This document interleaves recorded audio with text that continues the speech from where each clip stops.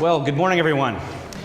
Glad to be here in Berkeley. This is my first time to Berkeley. It's not my first time to California, though. I was here a long time ago. Actually, the last time I was here, I was in San Francisco in the earthquake, which was, about 15 years ago or so?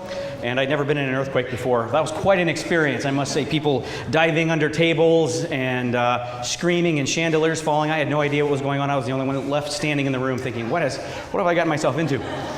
So I thought, well, this time is going to be different. This time is going to be different. And I arrived on Thursday night in the Oakland airport, and it was late at night. There were some delays. It was late in the evening, and so I had my GPS system to guide me to the hotel. Well, my GPS system quit working. And so it would click on and click off, and so I'd be on a freeway going somewhere I know not where, and then kick back on and rerouting, and oh my goodness. What should have taken me 20 minutes to get to the hotel took me 4.5 hours. I was lost in San Francisco in the middle of the night, and it took me all over San Francisco, all over. That was quite an experience. So I thought, this topic that I'm speaking on today really is appropriate, I think. Appropriate, yes. But I do love California, and I really am very happy to be here today in Berkeley. So I'm speaking on the subject, is the Christian doctrine of hell unconscionable? Now, who would sign up to teach on something like that, to speak on a subject like that?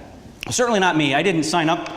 This wasn't my idea. I was actually invited to speak on this subject, and so I thought, okay, I'll do it. I have spent much time thinking about it. I've written extensively on the problem of evil, and sometimes the doctrine of hell is considered to be a subset of the problem of evil. So I have spent some time thinking about it, and the issue of hell is a hot topic again these days. That it is. Sorry. It seems to go in cycles. It becomes a prominent theological issue and then sinks into oblivion for a time. But the doctrine of hell is under fire once again. All right, that's the end of those jokes. Okay. Well, there have been a number of recent publications dealing with the issue of hell and life after death. 23 Minutes in Hell by Bill Weiss, for example. Love Wins by Rob Bell touches on this issue. Erasing Hell by Francis Chan and Preston Sprinkle. There are books out now defending universalism, defending annihilationism.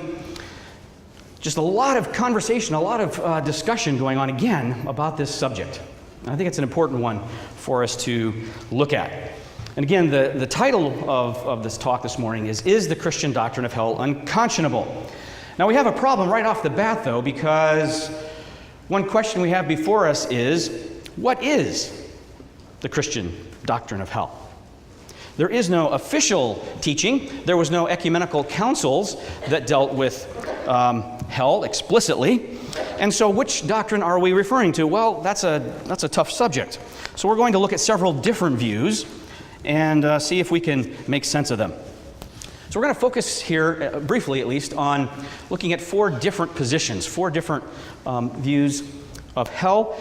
The first view is eternal conscious punishment. Eternal conscious punishment.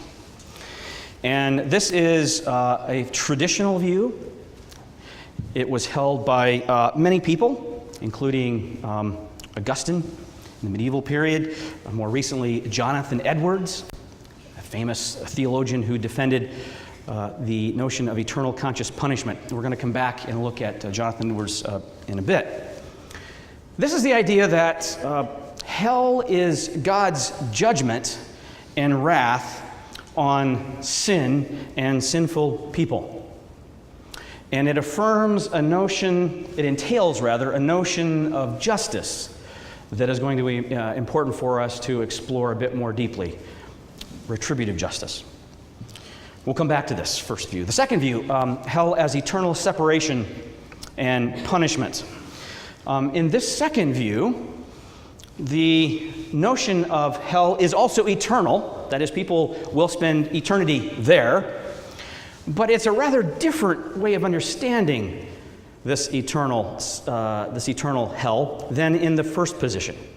Hell is seen here as sort of the natural consequences of a sinful life, as a rejection of God, And it is, in fact, a form of a punishment, but it's not that one is receiving eternal punishing for a finite set of sins.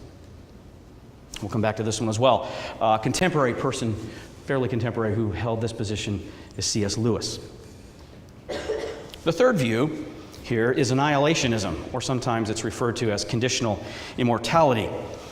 And there are various versions of annihilationism, but the one I'm referring to here is that God extinguishes evildoers sometime after death, either immediately after death or after the judgment. But the point is that at some point, hell is extinguishment. That is, persons who aren't in heaven cease to be. They cease to exist. So they're not spending eternity consciously experiencing, say, torment, but rather they are snuffed out of existence. A contemporary representative of annihilationism would be John Stott. And then fourthly is universalism, and this is the idea that really there is no hell, at least no eternal hell, that God eventually brings everyone to heaven. There is no eternal hell, there's no eternal punishment, and so forth. Ultimately, everyone will be brought into heaven. And so there's been some debate recently because of the book Love Wins by Rob Bell. Some have argued that Rob Bell, in fact, is a universalist. He denies that he's a universalist. And if you read the book Love Wins carefully, he doesn't affirm universalism there. He does affirm a view called inclusivism, but not universalism. So perhaps in the Q&A time we can talk a bit more about that if you'd like to do that. All right, so the Bible does have depictions of hell. Now, of course, the word hell is not in the Bible, in the Hebrew or Greek, the word itself. We have words like Sheol, Hades, Gehenna. We don't have the word hell, although in some translations the word hell is translated into English as that. But we do have depictions of this notion in the Bible. We have a number of them. We'll just look at three here. Depictions that seem, at least at first glance, to indicate the notion of an eternal separation, an eternal sort of punishment. Matthew 13:42, for example, refers to throwing them into the furnace of fire. Furnace of fire where they will weep and gnash their teeth. Mark 9, verses 43 and following says that if your hand causes you to sin, cut it off. It is better for you to enter life maimed than two hands to go into hell, or Gehenna, to the unquenchable fire. And then it continues on later in that passage referring to this place where their worm does not die, their fire is not quenched. So again, it seems that there's some sort of eternal notion going on here. 2 Thessalonians 1:9, they shall suffer the punishment of eternal destruction and exclusion from the presence of the Lord in the glory of his might. And Jude 7, just as Sodom and Gomorrah and the surrounding cities, which likewise acted immorally and indulged in natural lust, serve as an example by undergoing a punishment of eternal fire. So, we could go on citing passages like this, but the indication is that there is some kind of eternal aspect to hell. Now, I want to look here for a bit at the traditional view before we come back and look at some of these other views. Again, the traditional view, God's eternal conscious punishing, and I've used the word punishing on purpose here rather than punishment, because the idea here in this traditional view is that God's wrath and judgment are such that persons in hell are continually subject to the punishment of their sins. So it's a continual punishing forever and ever. Jonathan Edwards held a view like this, and a recent scholar, John Gerstner, summarizes Edwards' view, which again is the traditional view in some sense. Now, when I say the traditional view, I should make clear, I'm not saying that everybody in the history of Christianity affirmed this view. Clearly, that's not the case, but it has been a widespread view, this traditional view. So Gerstner, summarizing Edwards, says this: hell is a spiritual and material furnace of fire, where its victims are exquisitely tortured in their minds and in their bodies eternally, according to their various capacities by God, the devils, and damned humans, including themselves, in their memories and consciences, as well as in their raging, unsatisfied lusts, from which place of death God's saving grace, mercy, and pity are gone forever, never for a moment to return. That's a hard teaching. That's a hard teaching. Now, the traditional view was defended really from two different perspectives primarily. One, from the biblical passages. These biblical passages, we looked at a couple of them. But the biblical passages, if you read them carefully and in context, I think, don't entail necessarily that traditional view. So let me say that again. We might have some disagreement. One of the concerns that I had with speaking about the issue of hell is that it's a lose-lose topic. Because whatever I say, some of you are going to be mad as you know what at me, probably. So, not really, hopefully. The traditional view was defended not only because of the biblical passages, but it was also held and defended because of a particular notion of justice. And that is retributive justice. Now, one contemporary scholar who's done a lot of work on this is Jerry Walls, and his book, Hell, the Logic of Damnation, is one that I would recommend if you'd like to explore this further. He has carefully laid out this argument here about hell has been, this traditional view, defended as a matter of retributive justice, so I owe him for this insight. He's not the only one who's been making this case. Many have, but he's one. And we could look at what's going on here this way. And again, this is a significant part of the defense of the traditional view of hell. Every sin against God is infinitely serious. For justice to be served, every infinitely serious sin must receive a proportionate punishment, which must also be infinite. God is perfectly just.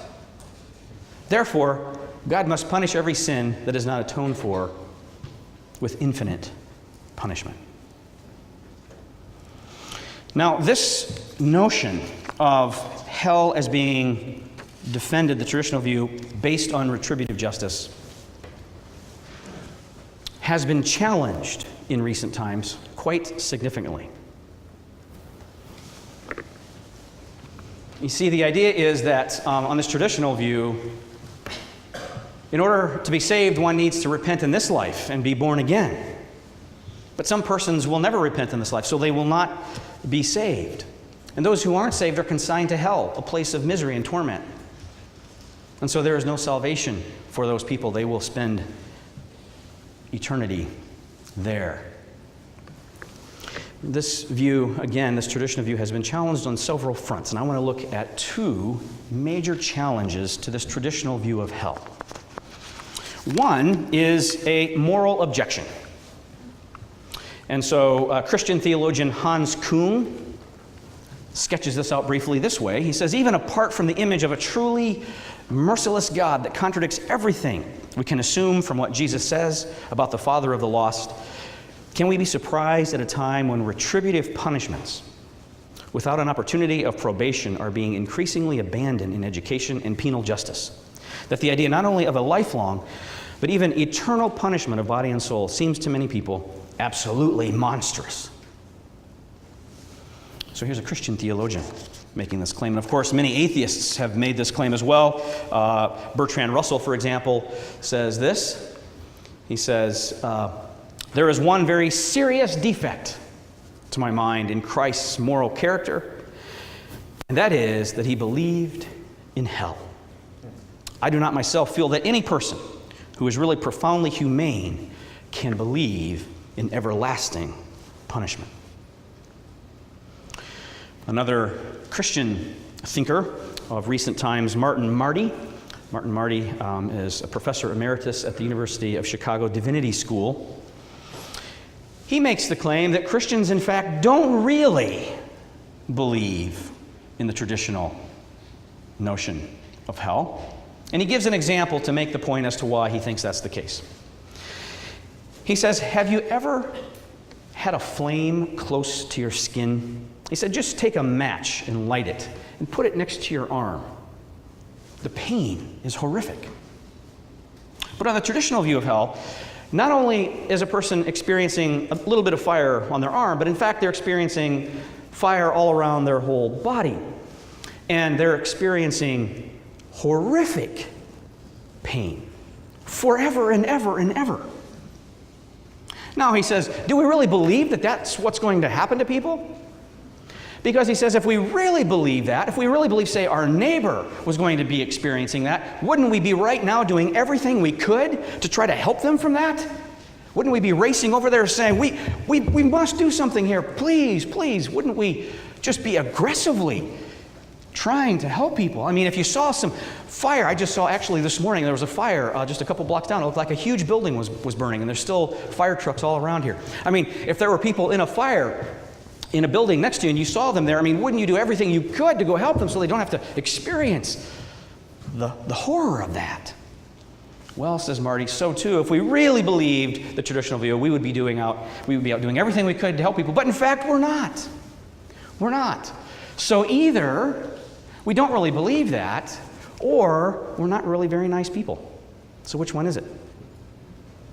That's a significant challenge there, I think. That's a really significant challenge. We need to think about that. So wherever you end up on this, I think that question that Marty raises is one worth deep reflection.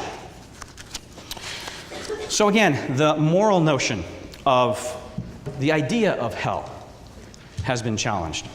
Related to that is another notion. But before we get to that, let me just stop for a second, and I want to spend a few minutes looking at justice, the kind of justice that this position, this view, the traditional view of hell, has been based. Retributive justice is the idea of strict punitive justice. One way of cashing this out would be eye for eye, tooth for tooth justice.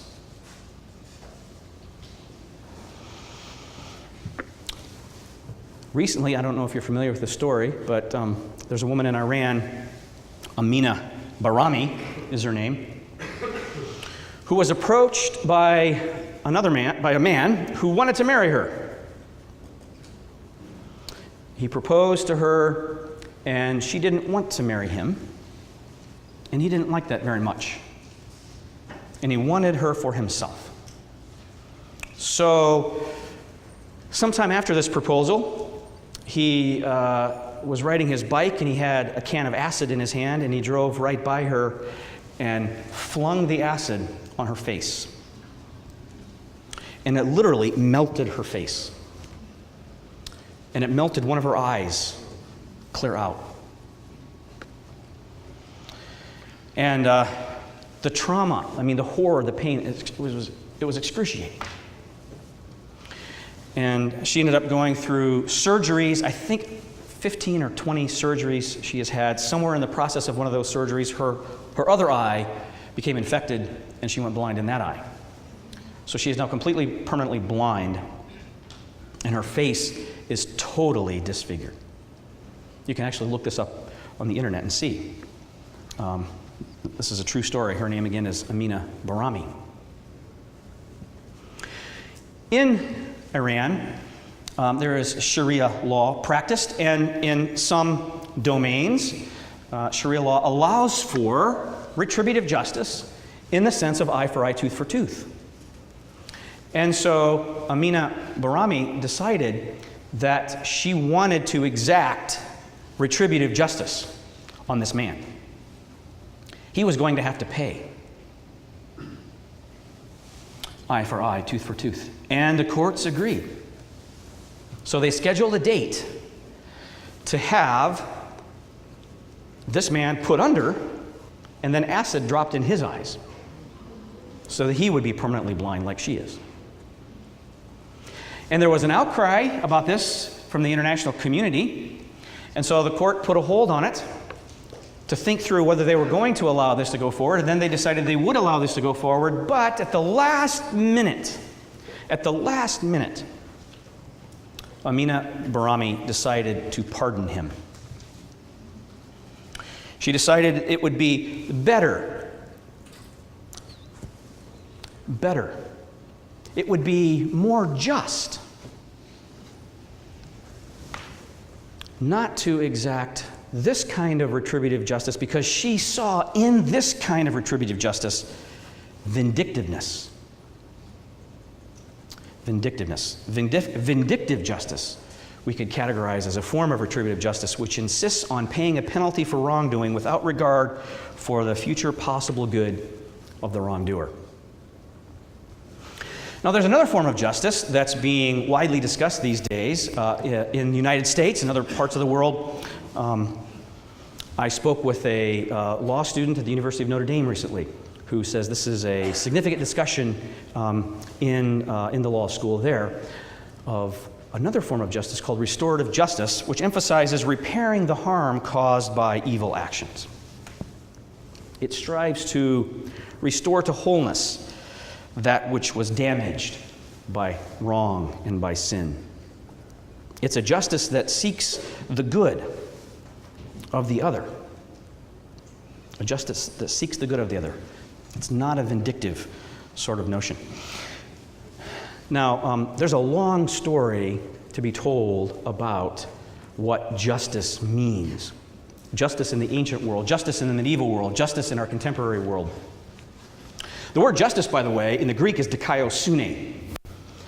And that same word, dikaiosune, is translated in some places as justice. Like, for example, in Plato's Republic, dikaiosune is translated as justice. In the New Testament, it's translated as righteousness. Righteousness, same word. And if you look at that word in the ancient and medieval periods, there was no distinction between these two things. There wasn't a separate stream. That came later. And I think part of the problem with the way this is unfolded is this notion of justice as being completely separated from righteousness. And this notion of justice as being one of retributive justice only has been very problematic, very troubling, very disturbing. As a matter of fact, I think our own penal system is primarily rooted in a kind of retributive justice. And because of the work of people like Chuck Colson in Prison Fellowship, there's been renewed emphasis in recent decades about restorative justice. And as I said, there is a lively discussion today about perhaps rethinking what we mean by justice and how that might be affecting and should affect our own penal system. Okay, we'll come back to this again shortly. The next objection that's been raised to the traditional view of hell is sometimes called the Proportionality Objection. And it goes like this. Nothing a person could do in a finite period of time justifies infinite punishment. So God treats people unjustly if he sends them to hell. So in other words, the idea is, wow, hell seems all out of proportion to what people actually do. So let's say that you have a person who lives their entire lives doing evil. So let's say they've done evil for 80 years. 80 years of evil. Does that warrant eternal punishing and torment? I mean forever and ever and ever? Does it warrant that? Well, one reply to this objection is that, well, if it were just a finite sin or set of sins that a person was doing, then no, it wouldn't warrant that. But it's not a finite sin or set of sins because the sin is against an infinite and holy and righteous God. So the sin itself is infinite. And some people hold that view. And some contemporary theologians and scholars and so forth hold that view. I don't hold that view myself. So this may be an area where we disagree. I don't think that any finite sin warrants infinite eternal punishment. So does that mean I don't believe in eternal hell? No, it doesn't mean that. What's happened in recent times is that the notion of eternal hell is now being defended not on the notion of God's wrath and retributive justice, but rather by an appeal to libertarian freedom and restorative justice. I have there on the PowerPoint retributive justice. That should say restorative justice. That's a mistake. So 3 people that we could cite here that sort of are in this camp would be first C.S. Lewis. He says, I willingly believe that the damned are, in one sense, successful, rebels to the end, that the doors of hell are locked on the inside. The doors of hell are locked on the inside. That is, people have put themselves in a position where they're separated from God because of their sin and their unwillingness to surrender to goodness. And so they have locked themselves in. G.K. Chesterton says, hell is God's great compliment to the reality of human freedom and the dignity of human choice. And Dallas Willard goes so far as to say, hell is God's best for some people. Now that'll rattle you a bit. Hell is God's best for some people? What in the world is he saying? Well, let's think about this for a minute. What do you think hell is? God's worst for some people? Part of how we think about this involves how we think about God. What is God like? Does God love even people who resist him? Does God love those people? And I would say, absolutely. God loves everyone. Well, wait a minute then. If God loves everyone, then why doesn't he just bring them into heaven? Well, I think God does want everyone to be in heaven. So then, won't everybody be in heaven? I think the answer is no. Why? Because the power of free will, which is a gift of God, is a very significant one.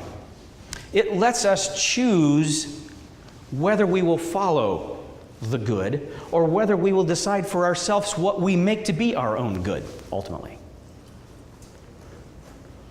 But wait a minute, you think.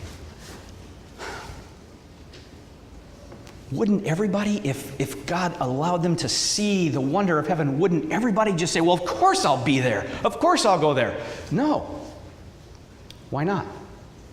Well, because I think, to cite another line from Dallas Willard, the fires of heaven, in some contexts, may be hotter than the fires of hell. What do I mean by that? Well, what is heaven, anyway? What is the kingdom of heaven? Well, Jesus gives us some real insight into what the kingdom of heaven and the kingdom of God is like. Just look at the Sermon on the Mount. The kingdom of heaven is this place where we surrender to the King, we surrender to goodness, and we surrender to goodness so much that we're willing to forgive people who have wronged us. We're willing to love not just people who love us, but we're willing to love even our enemies. Some people refuse to do that. Some people refuse. They will not love their enemies. They will not surrender to goodness. They will choose for themselves what they take to be good, contrary to God. And that's what it means to have freedom. And so God saw the goodness of freedom and the goodness of choice, and it's worth allowing people to go their own way. See, I think love couldn't exist without choice. Love couldn't exist without the freedom to choose. But love is dangerous. Some of you may know that. Some of you may have experienced that. Love is dangerous. Love can be harmful. But love is beautiful. Love is wonderful. God desired for love because love is a reflection of the very Trinitarian nature. The three persons of the Trinity have eternally loved each other, and they decided to share that love with others. And so they created persons who could love them and who could love each other and whom they could love.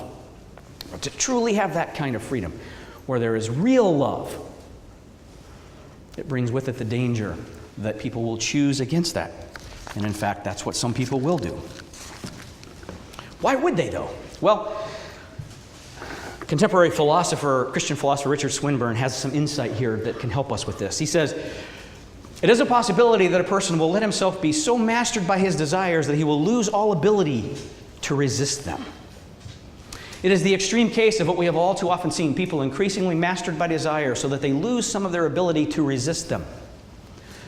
The less we impose our order on our desires, and I would add God's order on our desires, the more they impose their order on us. We may describe a person in this situation of having lost his capacity to overrule his desires as having lost his soul. Through our choices and our decisions, we can give ourselves over. We can give ourselves over to evil desires. We can let them dominate us. We can let them transform us. We can let them rule us. We can let them make us into something that we are not.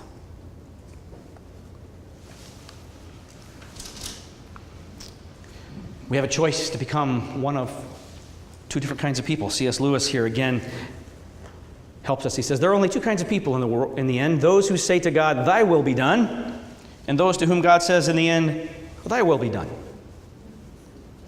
All that are in hell choose it. Without that self-choice, there could be no hell. No soul that seriously and constantly desires joy will ever miss it. Those who seek find. To those who knock, it is opened. Now, I think that Lewis's insight here can help us see, along with Swinburne's point, that through this power of choice, we are becoming something.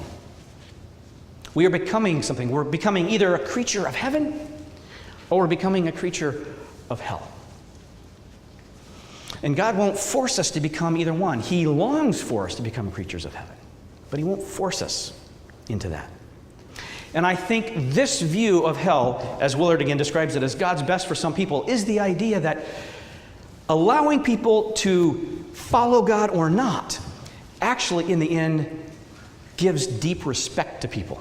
It respects them as persons. And I think both the universalist view, in which God brings everybody into heaven, doesn't respect their freedom.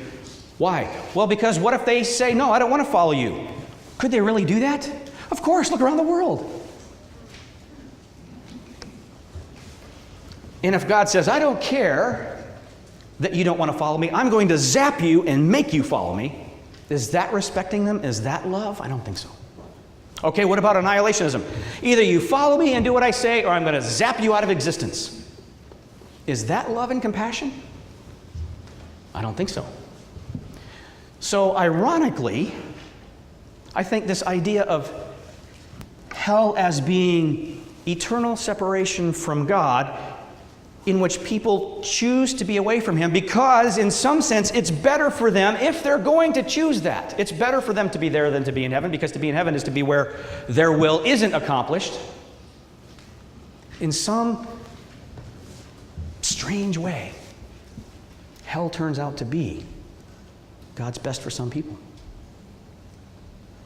It's a place allowing deep respect for human persons and human choice. Deep respect. And I think that this view entails taking those depictions of hell that are described in the New Testament as fire and worms and such as metaphorical, not literal. And that's another subject, so perhaps we can talk about that in the discussion as well. Well, speaking of discussion, I wanted to leave a little bit of time here for that, so I'm going to stop right here and open it up for a time of Q&A and see where we go. All right, so as I said before, Some of you might not like what I've had to say, but I couldn't say anything that you would all like, so this is where we are. Okay, so do you have thoughts, questions, concerns? Yes?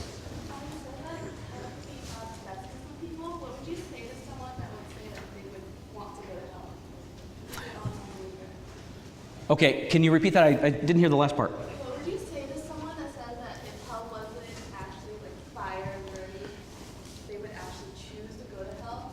How would you answer that? Yes, that's a good question. So again, the question is, how would you answer someone if you hold a view, as Willard and others do, and as I do, that hell is God's best for some people? If you hold that view, then how would you answer to someone, well, what's the problem with it then? Why should I worry about it?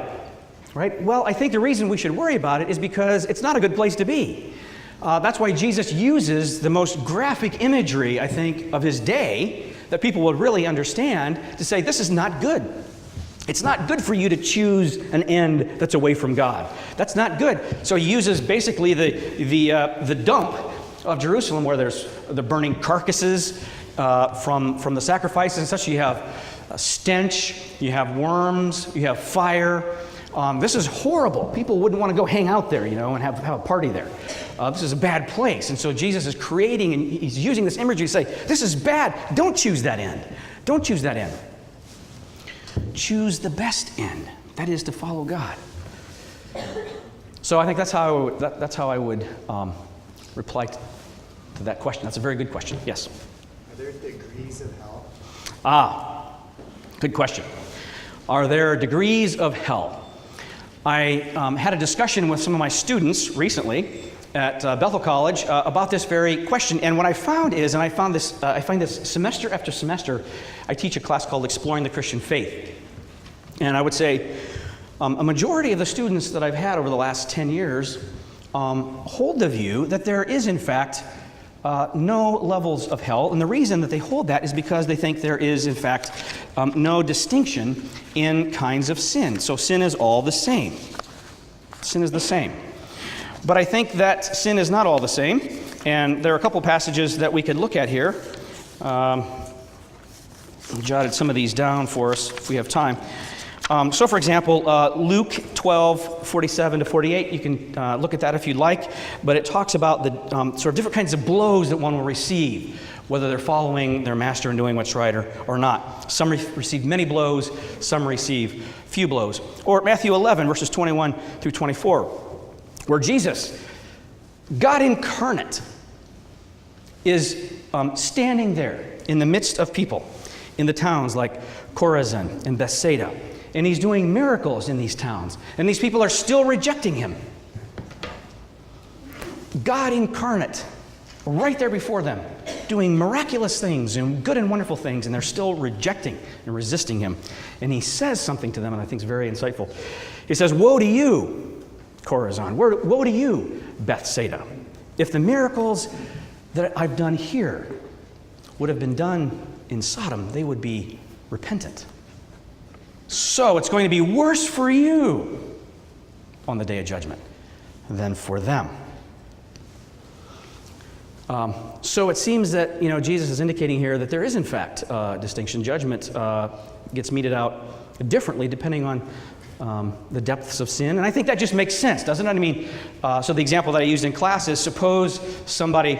So a friend of mine sent an email to me recently. He was very upset about something. He's a Christian, and he used a nasty word, which I won't repeat here in the email. Very bad word. And I've known other Christians that might use the GD word, right? GD. Okay, they slipped. They said the GD word. Is that sin the same in God's eyes as the person who is molesting young children and hurting and torturing, killing? You think that's the same in God's eyes? I think sometimes as Christians we lose our mind here. We come up with positions that make no sense really when we think about them, but for some reason our theology leads us to crazy positions. And I think that we have this intuitive notion of right and wrong, of good and evil that God has put in us. So we can see clearly, yes, there are moral distinctions. And in fact, there will be differences, I think, then because of different types of sin and different levels. Yes? Would you comment on the story of the rich man and Lazarus? Yes, that's a very good question. And the question is, would I comment on the story of the rich man and Lazarus? Well, I think one thing that's very important to keep in mind about parables is that generally speaking, parables are intended to make one point. And there's all kinds of dimensions to the story, but the story is not an allegory. So we're not supposed to be looking at all aspects of a parable, drawing all kinds of theological conclusions from them. That's not the point of a parable. The point of a parable generally is to make one central teaching, a spiritual insight. Now, sometimes parables are so rich that they shower all kinds of truths, but again, the focus is one point. So if you go back and read that parable, what you'll see is that Jesus is saying it doesn't matter whether somebody comes back from the dead. If they're resisting God now when they have the truth revealed right before them, as many of these Jews were doing, in Bethsaida, for example, when the truth of God and the power of God is right there revealed before them, if they reject him then, it doesn't matter if somebody even came back from the dead. They're not going to believe. Why? Because they have decided in their heart that they're going to choose to go against God. They're going to choose their own end, choose their own good, not follow God. And once a person is moving down that path, then Jesus points out here, if they're really set against God, even a miracle, even somebody rising from the dead isn't going to make a difference. And of course we know that. Jesus himself rose from the dead, and yet still people resisted in his day, and people still resist in our own day. Yes? If you reject the argument that hell is not properly proportional, I would like to hear what are your major premises such that it necessitates the conclusion that you draw. Second question I have is that if you do admit there is a degree of hell depending upon the level of crime one has committed, would it also logically possible to conclude that there is a degree in heaven as well? Thirdly, Wow, there's a lot of questions going here. Okay. thirdly, if you also go to the point that hell is a matter of a choice, because God wants to respect the freedom of people, what about those who never heard the gospel of Christ, such that they did not choose to be born in a time and a place? It is God's choice. Right. Okay, let me take those in reverse, if I might, and real quickly. And you've just raised the kinds of discussions that could keep us here all day, which are good questions, very important ones, and ones that we won't all agree with, I'm sure. So the first one is about what about those people who have not heard? And I think that one position that seems pretty clear, at least clear to me, is that hell is not a place that people go because of ignorance. Hell isn't a place where people go because they have failed a theology test. Right? Hell is not a matter of ignorance, it's a matter of rebellion. So how does God work it out so that those people who haven't heard have an opportunity? Well, there are many ways of thinking about that. If you want to explore a fairly sophisticated way of doing that, William Lane Craig has written about this, and the doctrine of middle knowledge and how that works itself out. I won't go into that. That would take us quite some time, but he has a thoughtful way of responding to this. Also, it could be that God appears to people in visions. This is happening quite frequently in the Middle East, in Islamic countries, where people literally experience Jesus. I was in India recently and spoke with a man from the Brahmin caste who himself had a vision of Jesus, and because of that vision, Jesus invited him to follow him. He ended up rejecting his Brahmanism and was literally rejected by his family because of that. But clearly he said, I'm following Jesus. So there are many ways, and lots of other ways too, that this could get worked out. Let's see. Secondly, what was the second question? What are your arguments for rejecting the proportionality? Okay, so what's my argument for rejecting the proportionality argument? Well, I guess it's more of an intuitive notion that it seems to me that sins are finite. The sins that we commit are finite. Since we're not infinite creatures, we're finite creatures. The sins that we commit are, in fact, finite sins. So I don't follow that proportionality objection. I don't think that a sin that we do warrants, even a lifetime of sin warrants an eternal punishing by God.